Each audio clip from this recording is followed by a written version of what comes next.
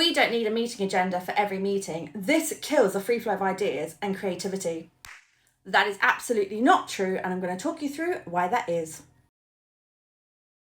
Hello and welcome to Engage and Thrive, also known as EAT, your coffee catch-up with me, your host, Taelon, where we will go through common problems and hurdles that come up in business, marketing and advertising and try and demystify them. I know firsthand how complicated and confusing it can seem with all the different acronyms and all the things to do in business. So let me try and help you be better in business. First things first, let's start with grabbing a coffee. Right, to straight up myth bust this, I think what's really important to understand is that meetings can be one of the biggest time sucks for a business, whether you are a small business, a large enterprise, a solopreneur, whatever it is. I'm sure you've had the situation where someone has messaged you and asked for a quick catch up or a quick call, and those situations tend not to be quick. From my perspective, anything that's more than 10 minutes isn't a quick anything. I think to reflect on my own career, when I first started out, I didn't really understand the importance of a meeting agenda. And I was more excited about having those meetings or those interactions.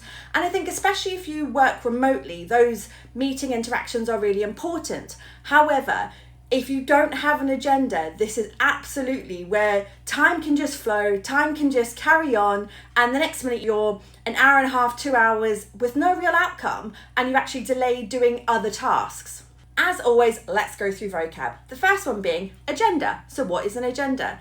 This is a shared list of goals and topics that sets the purpose of the meeting. Async communication. This is sharing updates or messages with people, so whether your team, a client, whatever it is, without needing it to be real-time updates or that live interaction. Meeting debt. The accumulated time and energy from poorly run meetings. Opportunity cost. The value lost by choosing one use of time over another. So by choosing to attend that meeting rather than responding to a lead. Facilitator, the person responsible for guiding that meeting to productive discussions and outcomes. Number 1, why meetings still matter. As I obviously mentioned in the myth bust, it's good to have those interactions and those meetings, but not all situations require a meeting.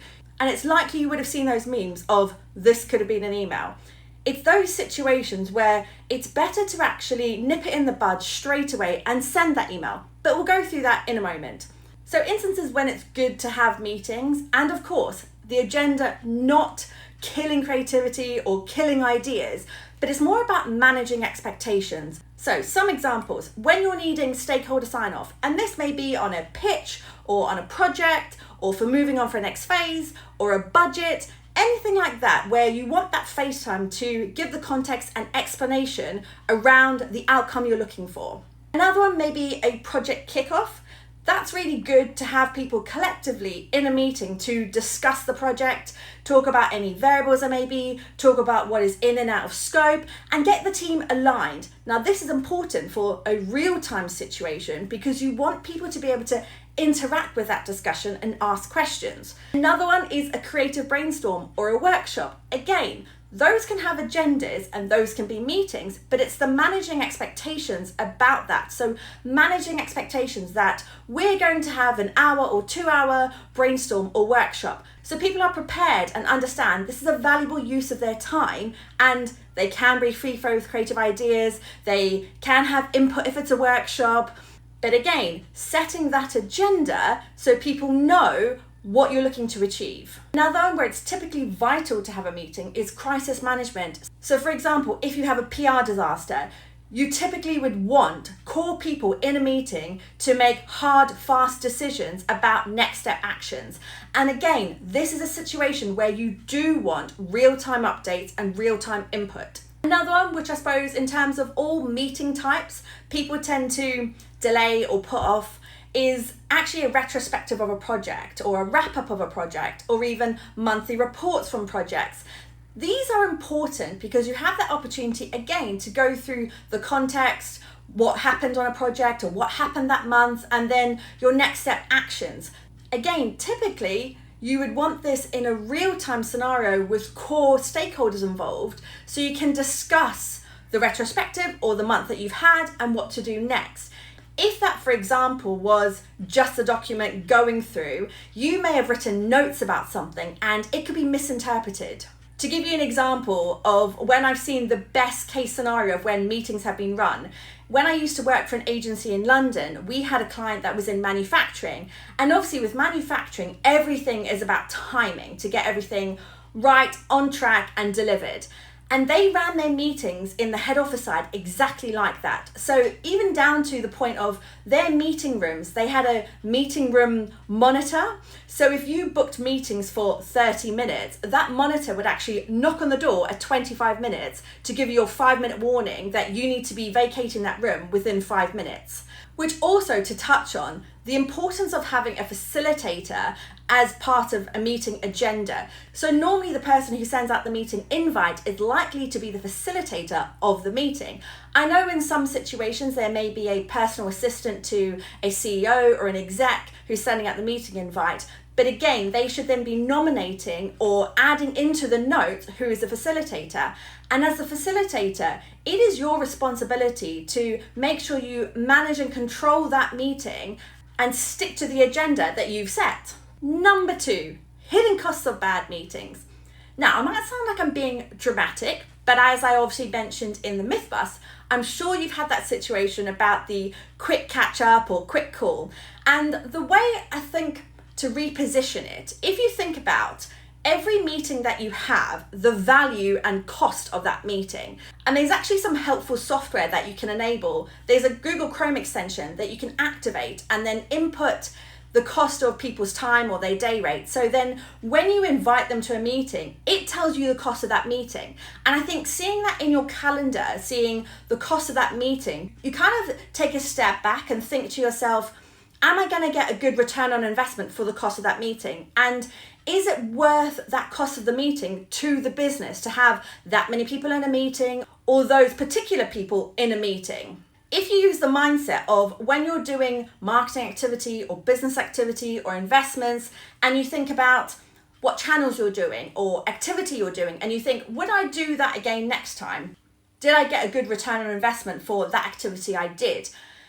I think not enough people think about meetings in that same light. So by having those people in a room discussing it, what were the outcomes and therefore what revenue will be generated by the business because of those outcomes and because of having those people in the room? It could be a virtual room. This is also where you would think about the opportunity cost. So by you attending that meeting or by having those people attend the meeting, what are they not doing as part of their priorities and tasks? So if you're hosting a quick catch-up meeting, but actually you have other deadlines going on, you're impacting those deadlines because of that quick catch-up. And this is where you need to think to yourself, is it something you could send over an email? Is it something that you could be doing as a loom? So if you're providing feedback, obviously with creative feedback, you may want to talk through your feedback and discuss it. Again, limit those time blocks about giving that feedback and set your agenda. But is there actually some situations where you're trying to explain your vision or your thoughts and actually you could do a Loom recording? So a Loom recording is typically where you're showing your face and showing your screen. So it may be that you're interacting with a website and you're trying to explain something you're seeing. The benefit by doing Loom recordings as well is people receiving that information can also then log on and look at that Loom at any time they need to reference back. There are other situations where you may have an idea or you're having a brainstorm in your head. Doesn't mean you need to get your team together to have a quick catch up or a quick discussion. Again, that's an instance where it's potentially just a Slack message or a Google chat message or Microsoft Teams. Just drop it in as a note or add in your comments. You don't necessarily need to have a catch up to discuss it. To give you another real life example, I run a remote only digital agency, which by nature, we have clients and team members all over the world. And so if you're thinking about doing weekly updates, the worst situation I could ever imagine is having to try and coordinate time zones of everyone to get on a call. So what we've actually enabled as a workflow on Slack is sending a status update, and then each person has the opportunity to provide their status update in their own time. Now we do have parameters around this, so being a weekly update, you need to provide your status update by your end of Monday. But this is an example of async communication. We don't need to have everyone all at once at the same time giving their update. It would be nice to have, but based on respecting each other's time zone and good use of time for the business from a client perspective and a team member perspective, it doesn't make sense. Number 3, running smart meetings. Let's call this running smart. So some tips and tricks of how to ensure you have effective meetings. First thing, obviously, set the agenda, set the purpose. And this may be as simple as just bullet point reminders of discussion points. Or if there's sign-offs that you need, put that in as a sign-off that you're looking to get from that meeting. Again, you can also cross-reference then with who you're inviting. So making sure you have the decision maker attending that meeting. And now I will say this is also important of having that good relationship with people, that they accept the meeting. So you know they are actually attending and not just accepting it but may not turn up. Again, typically this behavior would happen when you have less meetings, so people understand the importance of having that meeting moment. Other things you may want to add into your meeting invite or your agenda is any pre-reading people need to do, or do you need to send through a presentation for people to review to understand the context of what you're going to be talking about. Again, thinking of the likes of my digital agency, when we have monthly meetings with our clients, we send through the monthly reports advanced. So it actually gives the opportunity for the clients to lightly review the monthly report, and then we can talk it through on the meeting. But again, respecting their timing, so not just sending the report 30 minutes before the meeting and expecting everyone to be available. Another way of running a smart meeting is your facilitator actually time boxing agenda items and monitoring the agenda. So if your meeting is only 30 minutes and you have 5 items to discuss, that's a lot. Or make sure you're making a point of updating everyone saying, right, we're halfway through the meeting and we still need to cover off 3 more items. Another useful tool is having AI to transcribe and capture meeting notes. So my favorite ones is Otter AI and Google Gemini. What happens is it joins the meeting and actually transcribes everything happening in the meeting. So after the meeting, you could go back and refer back to meeting points. Again, you could share that with everyone that has joined the meeting, although typically people don't want the full transcription of a meeting, they just want the summary. Which leads me into, as a wrap up from your meeting, you should identify the action points and who the owner is for those action points. So allowing yourself at least 5 to 10 minutes before the end of the meeting. And then post the meeting, the facilitator, or there may be a note taker that's joined, or you have the AI that's written the meeting notes, but actually recapping and sending out the meeting notes about what were the action points and who was the owner. This is something that I think is time sensitive, so making sure you actually circulate those. I like to do it within the same day, but I would say within 24 hours. It's fresh in people's mind and they can then take ownership of their actions immediately. As a wrap up, agendas don't kill creativity. They protect yours and everyone else's time, because at the end of the day, time is money. And as I mentioned, you need to think about those meetings as a return on investment.